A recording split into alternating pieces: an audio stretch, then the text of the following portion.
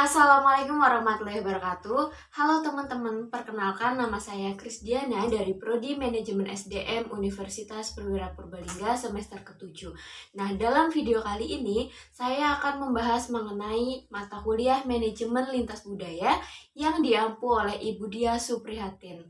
Nah, langsung saja, Manajemen Lintas Budaya. Berbeda bahasa, berbeda dunia. Faktor genetika atau biologis ini sangat berperan penting dalam konteks berbeda bahasa, berbeda dunia. Kondisi ini membuat mereka memiliki pandangan tentang realitas dunia yang berbeda-beda. Perbedaan budaya, nilai, seni, mata pencaharian, perilaku, tradisi, bahasa, dan lain sebagainya. Dengan perbedaan tersebut, lahirlah bahasa dan bangsa seperti Indonesia, Arab, Inggris, Mesir, Amerika, dan berbagai macam negara yang ada di dunia. Nah, selanjutnya, konsep dan gagasan yang berbeda setiap bangsa ini ada dua, yaitu ada parosialism dan simplification. Parosialism, di mana kecenderungan untuk melihat dunia dengan pandangan dan perspektif yang berbeda.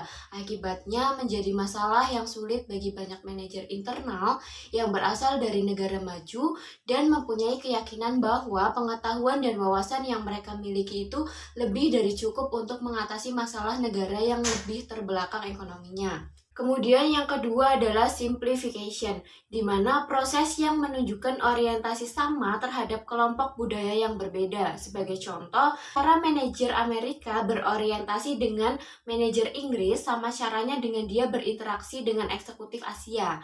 Nah, di sini lebih diarahkan pada penyesuaian keadaan lingkungan guna menghindari konflik organisasi. Manajer dituntut untuk mengerti berbagai kebudayaan yang dimiliki oleh masyarakat setempat. Nah, berikut saya tampilkan mengenai tabel 5 kebudayaan dasar.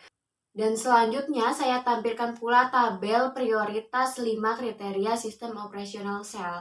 Nah, dari studi tersebut cukup jelas bahwa karyawan masing-masing negara sangat berbeda prioritasnya dalam menerapkan kegiatan operasional manajemen, di mana nanti setiap perbedaan itu terlihat dari SDM-nya, kemudian masalah gaji, kompensasi, kesamaan pembayaran, dan cuti melahirkan.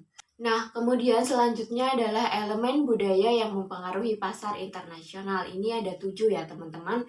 Yang pertama adalah materi hidup atau material life. Kemudian yang kedua adalah bahasa atau language. Yang ketiga adalah interaksi sosial. Yang keempat estetika. Yang kelima agama. Yang keenam pendidikan. Dan yang ketujuh adalah sistem nilai. Nah, kemudian kita masuk ke dalam pembahasan konsep tentang kebenaran. Nah, konsep tentang kebenaran ini ada 4 ya. Yang pertama adalah kebudayaan menentukan perilaku.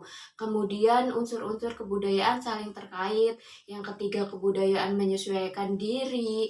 Kemudian yang keempat adalah kebudayaan adalah milik bersama. Nah, konsep tentang kontrak dan etika bagi berbagai bangsa. Konsep ini mengenai etika secara etimologis berasal dari bahasa Yunani yaitu ethos yang artinya kesusilaan atau adat kebiasaan. Nah, maksudnya adalah etika merupakan pandangan manusia berperilaku menurut nilai-nilai atau ukuran yang baik. Nah, etika juga disebut dengan norma moral. Norma moral dalam masyarakat yaitu berbuat kebaikan dan menghindari keburukan. Etika sendiri dibagi menjadi 3. Yang pertama adalah metaetika atau studi konseptika, kemudian etika normatif atau studi penentuan nilai etika, dan yang ketiga adalah etika terapan atau studi penggunaan nilai etika. Nah, untuk yang selanjutnya adalah konsep tentang kebenaran, kontrak, akal sehat, gosip, dan bungkam. Di beberapa bangsa terdapat banyak perbedaan kebudayaan, sehingga bagi para manajer yang berskala internasional ini perlu melengkapi pengetahuan dan wawasannya di berbagai negara untuk mempermudah komunikasi dan interaksi antara personal di tempat manajer berada dan memudahkan pembuatan keputusan, menciptakan suasana kerja yang kondusif sehingga menghasilkan hasil yang maksimal dan optimal bagi perusahaan. Nah, jika manajer menerapkan hal ini, maka manajer akan memiliki pribadi yang eksekutif dan diburu oleh para pemilik modal untuk mengelola perusahaan mereka. Nah, sekian pemaparan mengenai materi pertemuan kedua pada mata kuliah Manajemen Lintas Budaya yang diampu oleh Ibu Dia Suprihatin. Sekian, jika ada salah ataupun pengurangan dalam penyampaian materi, mohon maaf. Terima kasih. Assalamualaikum warahmatullahi wabarakatuh.